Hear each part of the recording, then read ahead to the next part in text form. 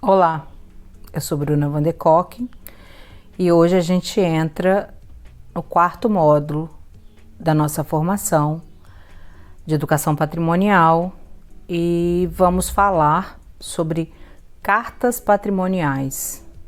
O que são, para que servem, qual a sua importância e se vale a pena produzirmos uma. Bora lá? Vamos começar? Primeiro, o que são cartas patrimoniais? Cartas patrimoniais são elaboradas com a finalidade de dizer que aquele bem é importante a ponto de que, juntos, produziremos uma carta dizendo quais são os cuidados que aquele bem deve ter, ou os cuidados que aquele bem ou que aqueles bens precisam do cuidado que aquela carta elabora. Então vamos para o conceito um pouquinho? Imaginem um documento que funciona como um guia, um mapa que mostra os tesouros da nossa comunidade, aqueles lugares, objetos, costumes e histórias que fazem parte da nossa gente única e especial. Essa é a carta patrimonial, um registro daquilo que temos de mais valioso e que queremos preservar para as futuras gerações. A casa do seu Antônio, que a gente identificou como um bem para a nossa comunidade, e aí eu digo nossa comunidade como exemplo fictício. Só que os moradores, ao descobrirem a importância do bem, eles descobriram outras casas de seus Antônios. Então descobriram monumentos, eles descobriram ruínas, eles descobriram artefatos, eles indicaram sítios possivelmente arqueológicos, que aí acionaram o IPHAN. Lembra do IPHAN que a gente conversou? E o IPHAN mandou pessoas até lá e verificou-se que tinha realmente um sítio arqueológico, lá cerâmico. A comunidade em si virou um patrimônio. A comunidade começa a descobrir e reconhecer vários patrimônios dentro daquele pedaço, ou dentro daquele espaço, ou mesmo em comunidades próximas. Só que as pessoas que começaram o movimento para transformar a casa do seu Antônio um local de preservação, também começou com esse movimento que era maior de identificar outros possíveis patrimônios culturais, materiais e imateriais. Então, em materiais, eles encontraram receitas antigas que só eram feitas por uma família e que, quando fazia, era festa na comunidade. Encontraram danças com músicas e festejos que eram só daquele espaço e que eles acreditavam que existia em outro lugar. Só que não, só existia ali. E o que fazer com esse tanto de informações e esse tanto de coisas que foram descobertas ao longo desse processo de identificação dos patrimônios? Então surgem as cartas patrimoniais, que dizem assim também. São documentos que reúnem princípios, diretrizes e recomendações para a preservação e gestão do patrimônio cultural. Elas surgem de debates e acordos entre especialistas e instituições internacionais, buscando criar um consenso sobre as melhores práticas para proteger e valorizar os bens culturais. São instrumentos importantes para garantir a salvaguarda do patrimônio cultural para as futuras gerações. Elas representam um esforço conjunto para proteger a memória, a identidade e a diversidade cultural. Então vamos pensar. A comunidade decide, a partir desse levantamento, se reunir com essas informações que eu acabei de ler para vocês e decidem produzir uma carta patrimonial que visa, que quer salvaguardar, que quer garantir a sobrevivência ou a manutenção ou a importância daqueles bens que foram levantados. Como é que elas vão fazer isso? Primeiro, a comunidade precisa estar envolvida. E aí, quando eu falo comunidade, não é uma, duas, três pessoas, mas a comunidade em geral. Porque a gente só preserva aquilo que a gente conhece.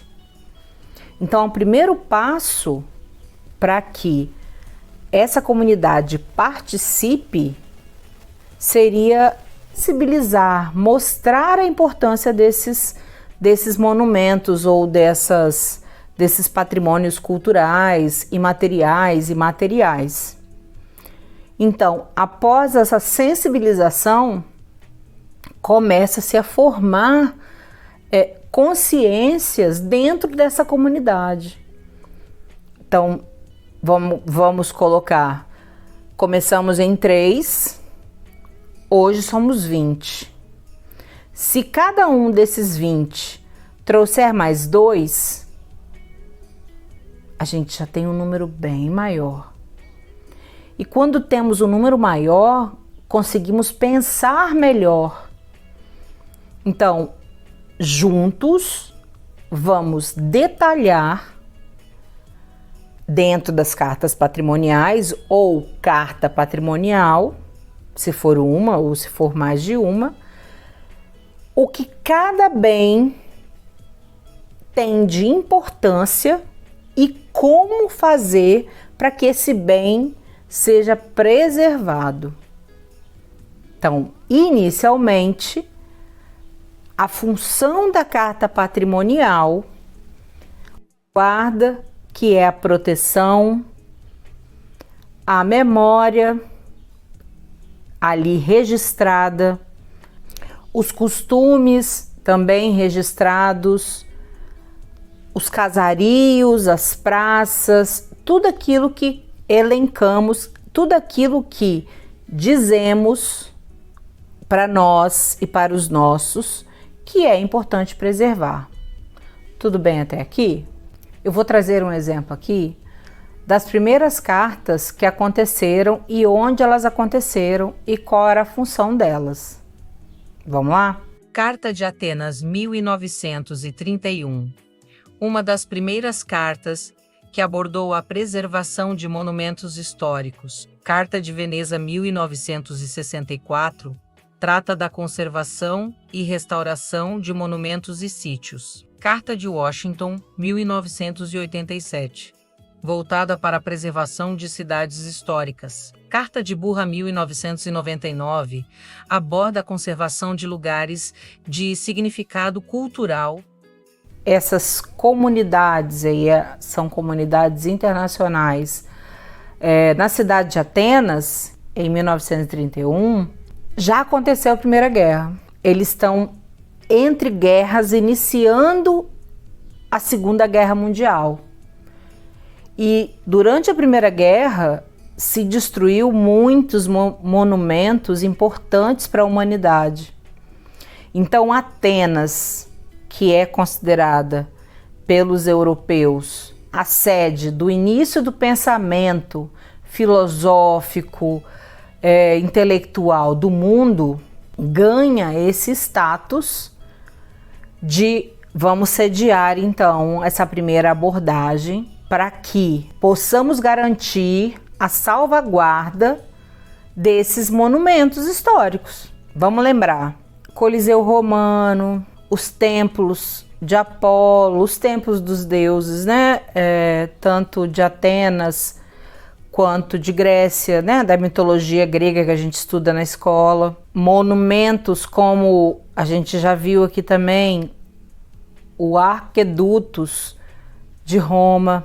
Bombas lançadas durante a Primeira Guerra Mundial destruíram e colocaram a chão monumentos que tinham mais de 500 anos, 600 anos. Então a Carta de Atenas vem respaldar, ou não só respaldar, mas orientar, dizer assim, então, esse monumento é importante, a gente precisa nos unir para proteger. E aí não só em Atenas, óbvio, mas no mundo inteiro.